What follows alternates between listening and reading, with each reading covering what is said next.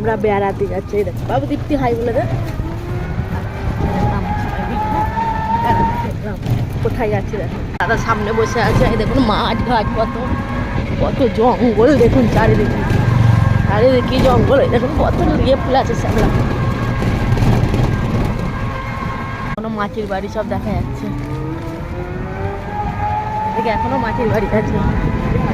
মাটির বাড়ি দুতলা, কত মাঠ ঘাট দেখছেন চারিদিকে শুধু মাঠ আর মাঠ। দেখুন ধা ধা করছে কত মাঠ,